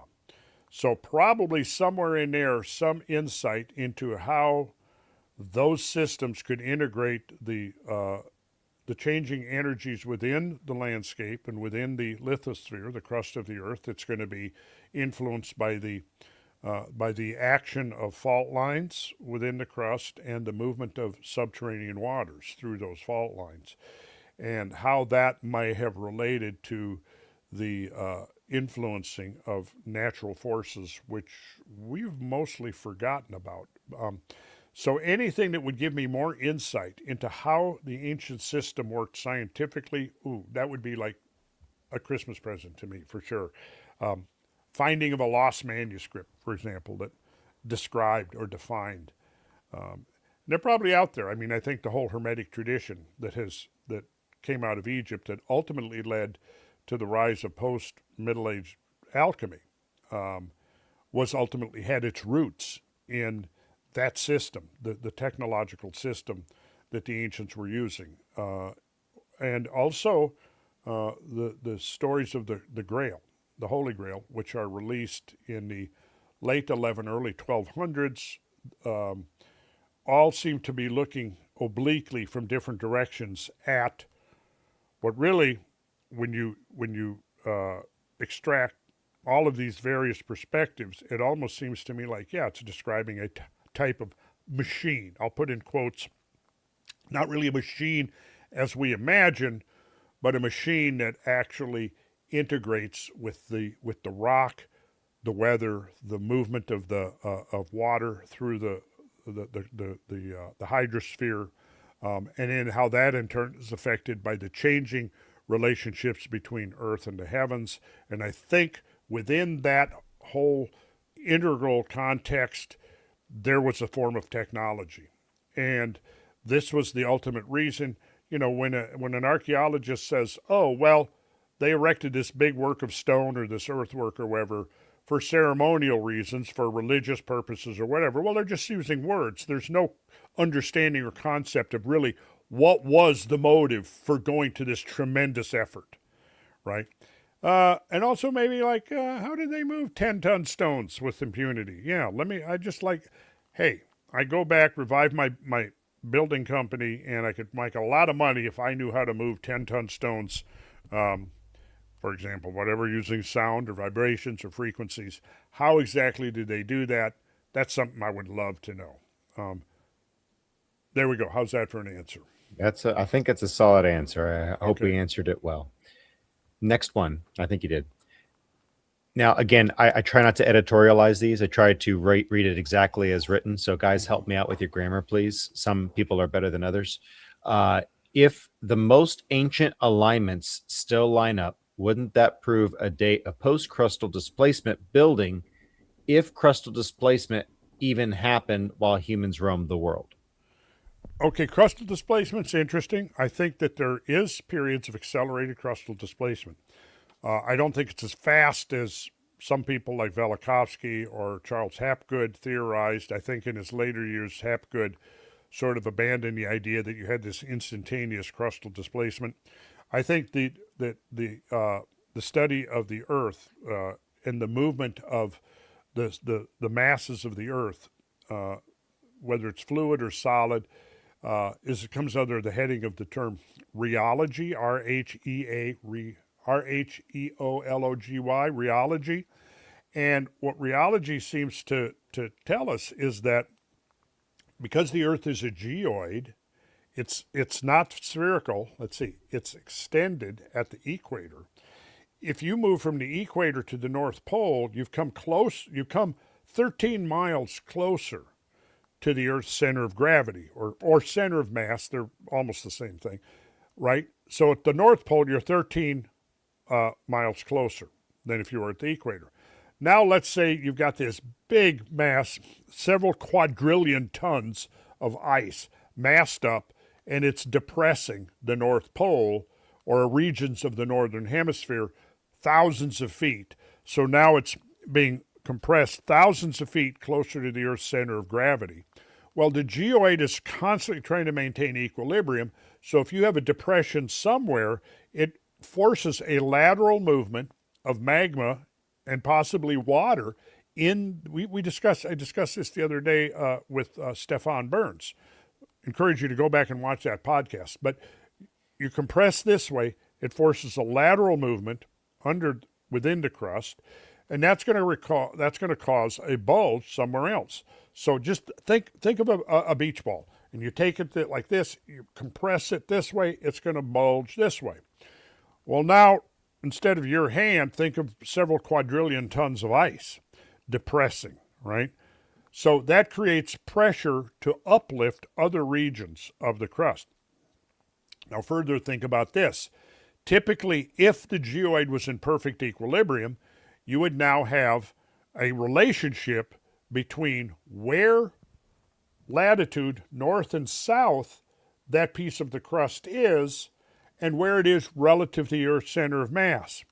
Now, if you suddenly release this multi-quadrillion ton mass, and you have thousands of feet of rebound, now what you can see, there's a disequilibrium introduced into the system, and that piece of the crust right there wants to be farther to the south, where the natural area, the natural region for a geoid in equilibrium, that latitude, which would be consistent with its distance from the center of mass. So again, equator, 13 miles difference. 13 miles you'd have to travel further to get to the center of mass or center of gravity than you would at the pole.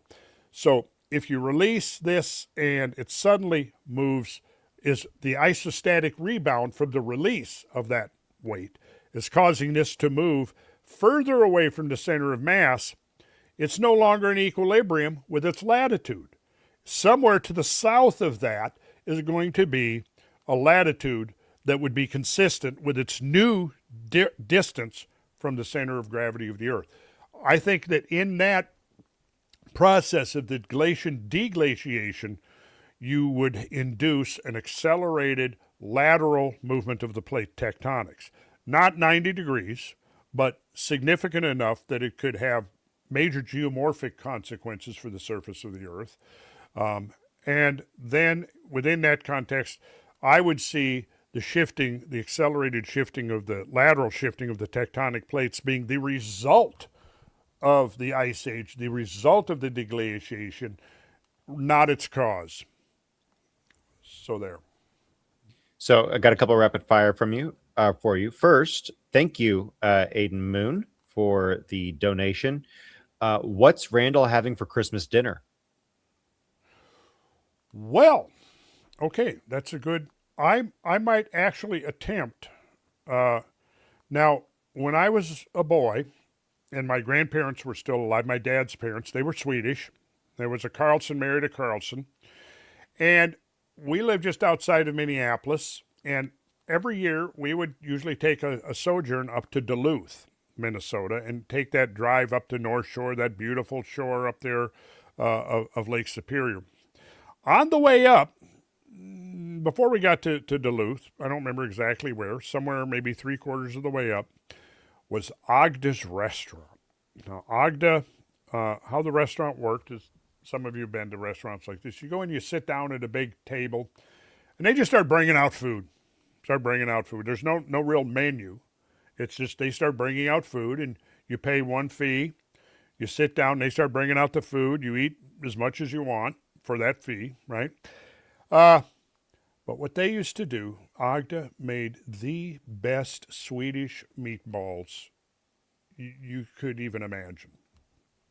I have been researching deeply into the science and art of Swedish meatballs. So I am thinking, I don't know if I'm up to the task.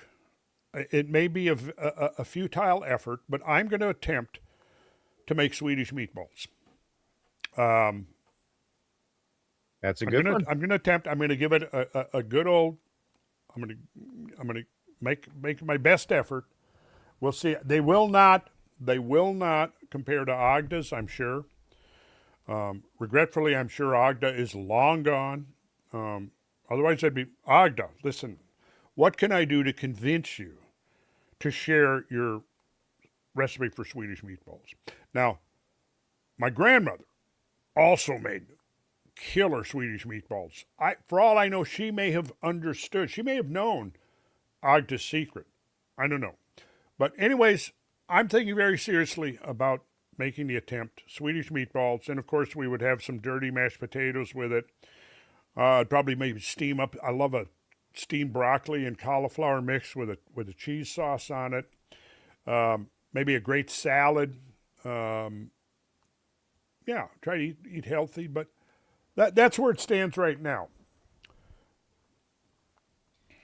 Santa asks me what tuning Randall would like his wind chimes. What's his preferred musical scale? Oh, well, I'm learning about the 432 864 octave, so I think that most of the music I've heard is going to be your 440 880. Let's do something 432 864, because that way, the more I can hear that and become familiar with it and integrate it into my own internal tuning system, if that's possible, let's give that a shot. All right. All right. And then I've got another one. Thank you for the donation at Killswitch. With the void found under the Great Pyramid, is it possible that the stones of the pyramid actually came from beneath it? Well, now that's a very interesting question, because, I've been delving into Plato's accounts of Atlantis lately. Well, off and on. It's one of those things I began to study 30 plus years ago, and then something, triggers my reinterest, my reawakening interest. I go back and I look at it and reread it and so forth, each time learning a little bit more. And John, as you know, you and I were both part of this expedition that we took to the Azores last month. And John got some awesome footage, I'm sure. I haven't seen any of it yet, but I'm sure. While we're out there. But well, yeah, I saw it. Yeah, but I want to see what it's going to look like. I can't wait till we dive into that. But that's going to be in the future. We're going to be doing sort of a documentary style design integration, whatever you want to call it, around this material. Hopefully it will be pretty soon, within a few months, that we'll be releasing this, along with some new updates and thoughts on the question of Atlantis. But now back to the question. In Critias, Plato describes how they built this great walled city using stades. And there's multi-rings, so there's an outer ring of water, 5 stades in diameter. A stade was about 600, a little over 600 feet. I like to use 608 because that's 1/10 of a nautical mile, and it's very possible that the something very close to the nautical mile was being used in the ancient world. But 5 stades times 608 feet brings us to 3,000 feet wide is this canal of water, right? And then there was a ring of land, 5 stades, and there was a ring of water, 3 stades, a ring of land, 3 stades, and then 1, and then the central island. Okay, so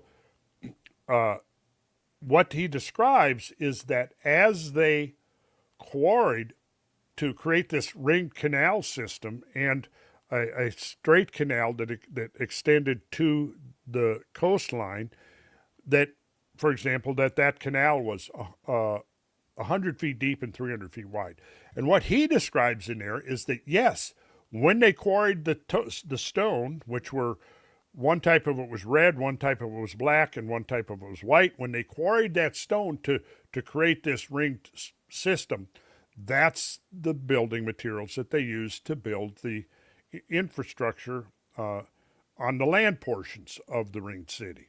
Okay, so if that void is really there, and it looks like there is a void there, now is there machinery in there and columns that are wrapped in coils?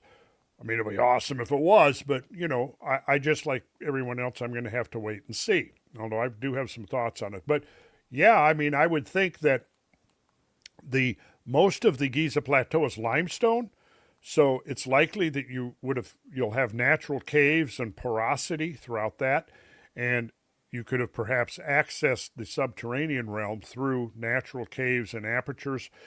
Once having done that, you might then begin to quarry stones and literally have an underground quarry. Is that possible? Feasible? Well, I don't know. We do know that the ancient peoples were capable of some extraordinary engineering projects. Were they up to this? I don't know. I'm going to wait and see. The only way we'll know, really, ultimately, is to send down cameras via robots, or even better, humans going down there and documenting what they find.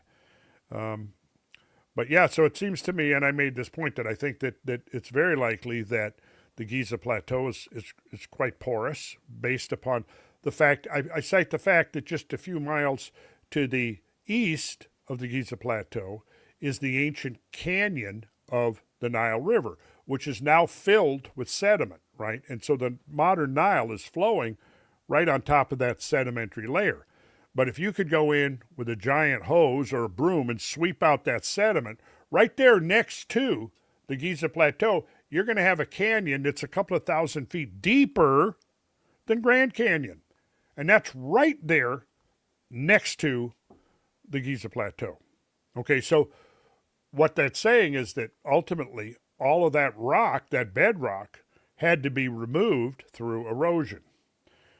A lot of that bedrock was limestone, not all of it, but a lot of it was limestone. And so it's not a big stretch to assume that under the Giza Plateau itself there could be large cave systems or apertures that could have provided the means of ingress into that subterranean territory.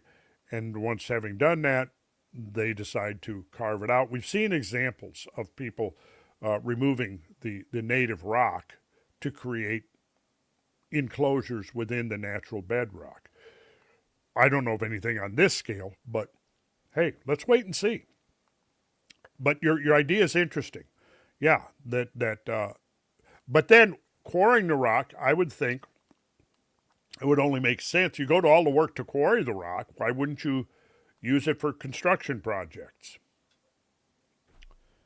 However, I couldn't point to any specific examples of where that might be the case, but hey, might be somebody could do a dissertation on that.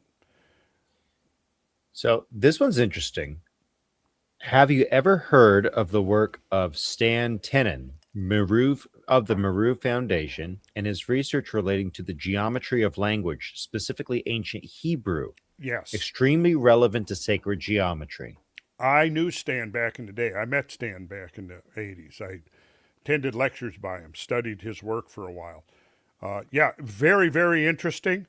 I've kind of gotten a little vague on it because it's been over 30 years. But yeah, I met Stan Tenen, was familiar with his work before really he became known, and found it very interesting because what he's showing is that there's a hidden architecture of the Hebrew language, which I had already, and the reason I was drawn to Stan Tenen's work was because I'd already discovered through studies of the Kabbalah, and particularly its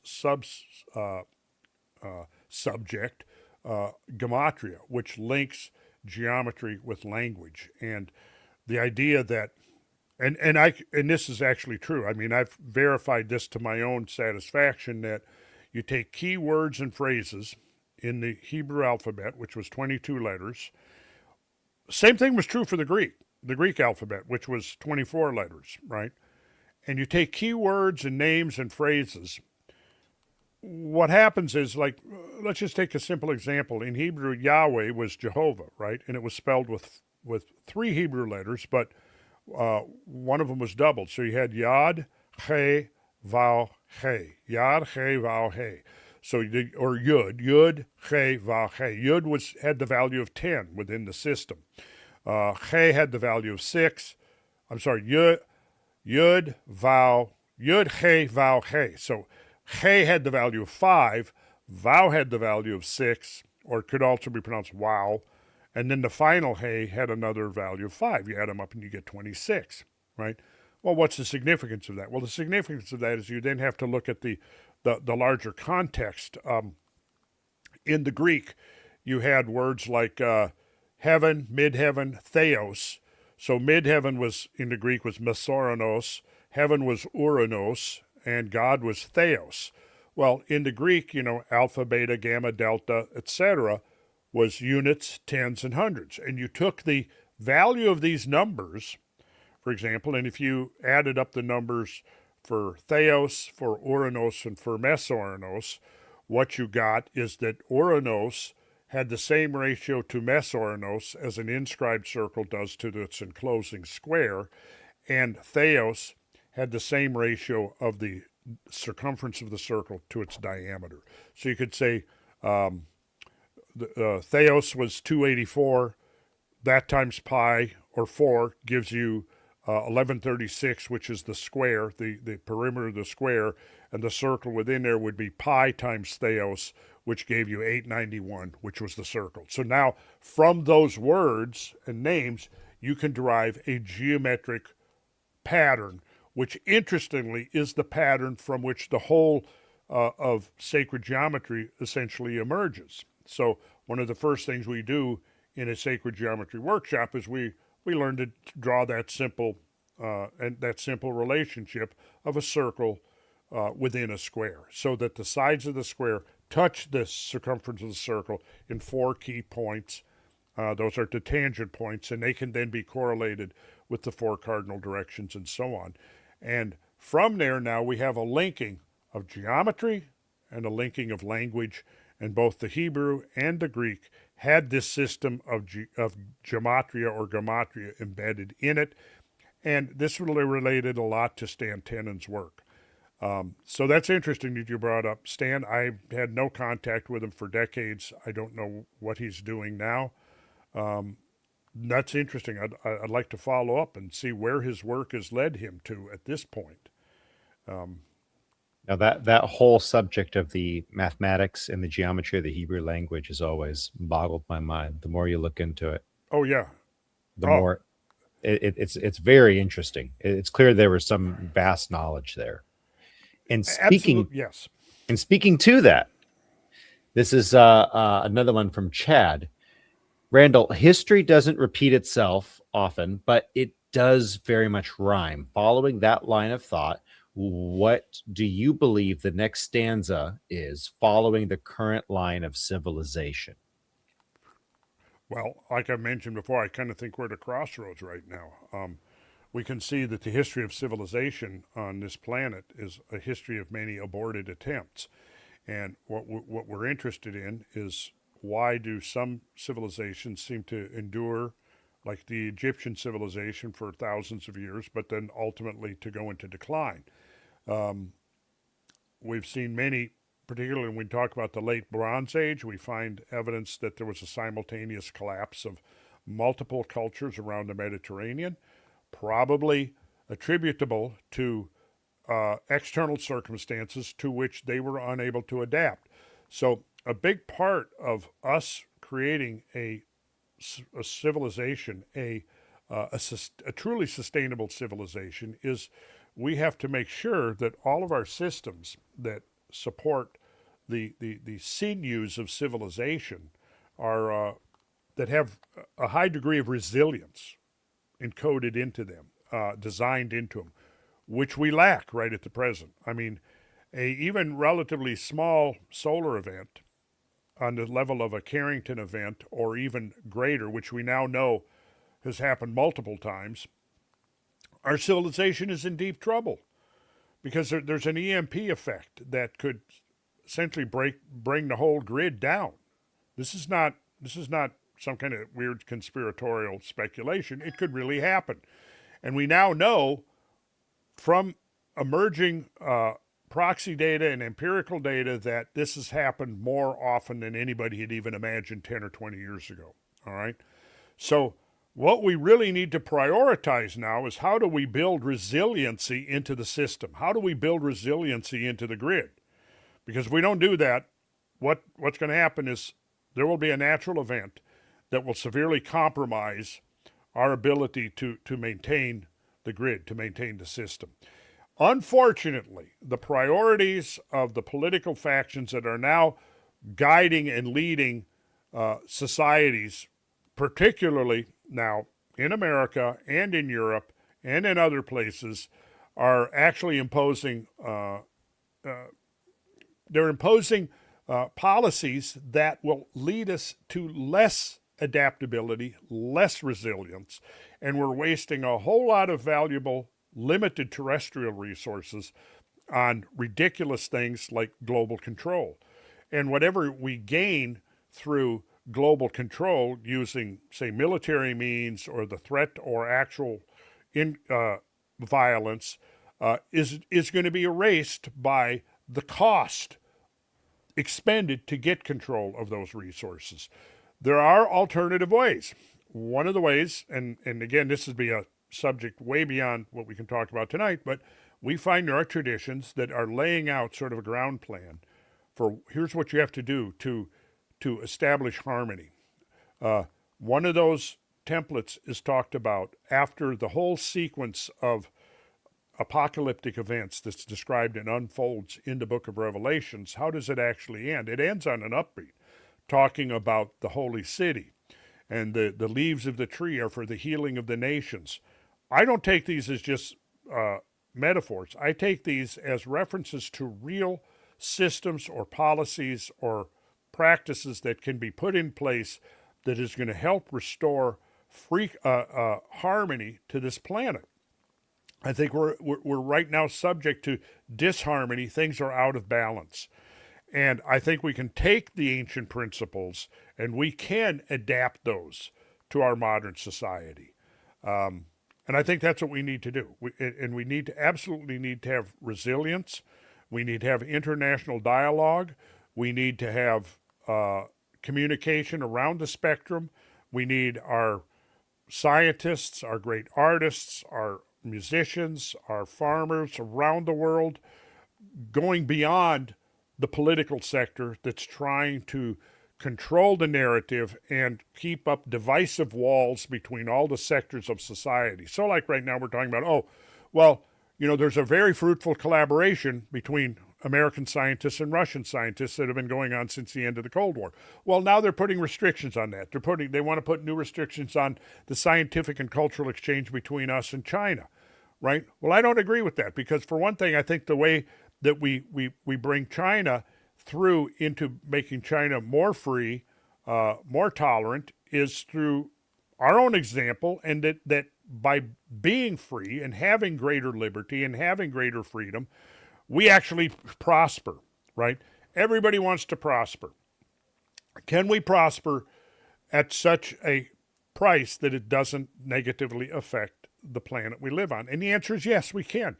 And we can learn a great deal from the precedents that have preceded us culturally and scientifically, both by looking at how did cultures survive, how did they prosper, what caused them to decline or even collapse.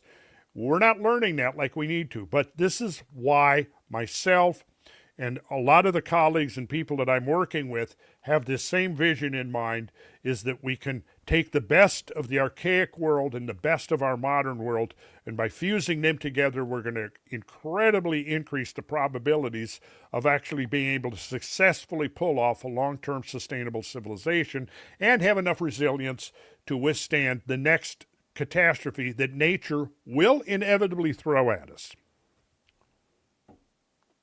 So,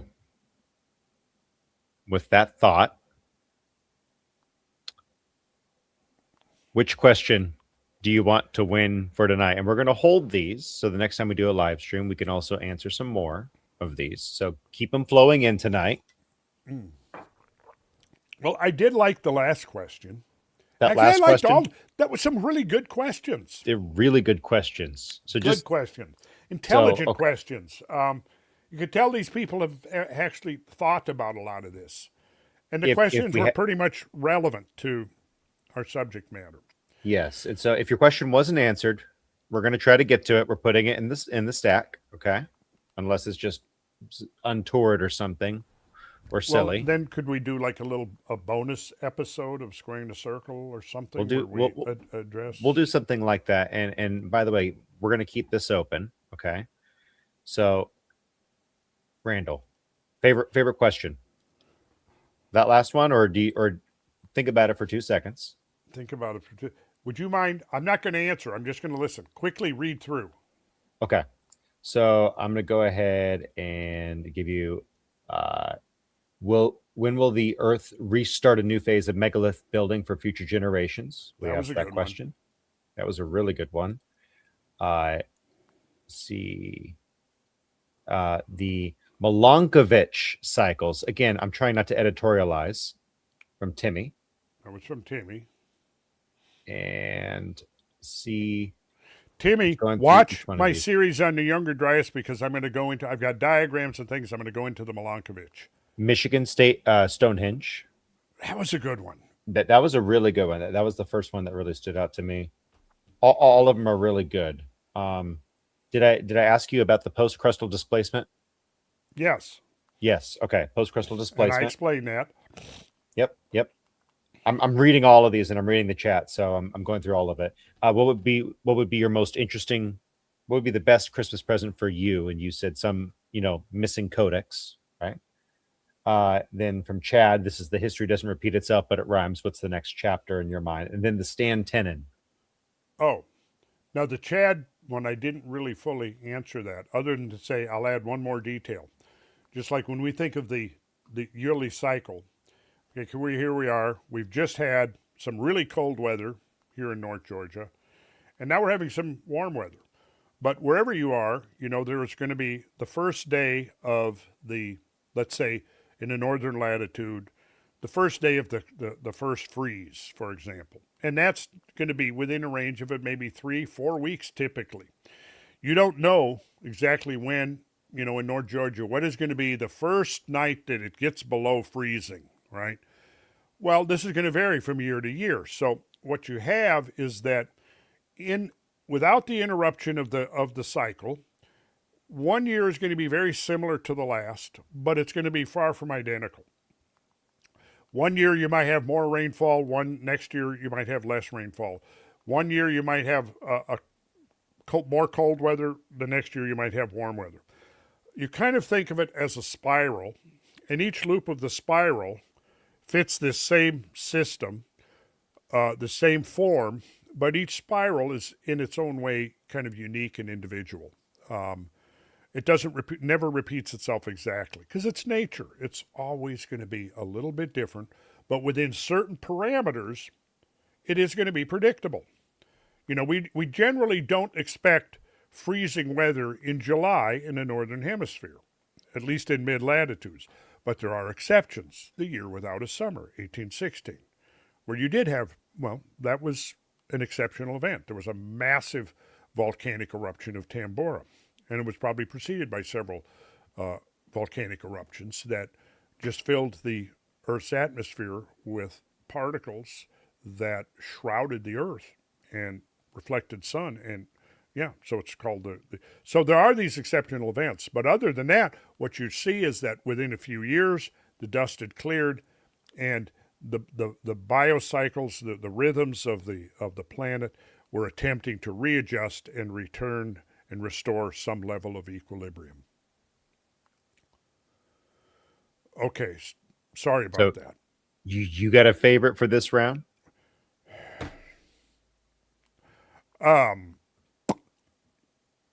I did. What was the last one again?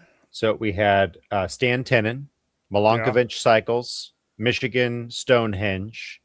There's so many good questions. I like the Stonehenge one because that really leads us into the idea. When I heard that question, I'm thinking, the idea is not necessarily building replicas of Stonehenge, but resurrecting the ancient system. Seeing rhymes through culture, and there's some knowledge is carried down. I think that was an interesting one. That is the one that Mike and I were in the back. We said when that one came in, that's interesting. Mm-hmm. I don't know. I don't know if I can deal with this pressure, John. Too much pressure. Too much pressure. The pressure of having to make this decision, because I want to say, all of them are good, but they're all your favorite children. They're all my favorites. Yeah. Okay. I'm going to lean towards the Stonehenge question. All right. So in the screen name Al Gore, be checking your spam filter just in case from HowTube. Wait a second. Screen name Al Gore. It's a All Gore, actually. Oh, okay. ALLGOR. I think it's a pun. I'm not sure I understand the pun, but there's a pun. Okay. All right. So I was going to say, wait a second. Al or All Gore. It's 2 L's.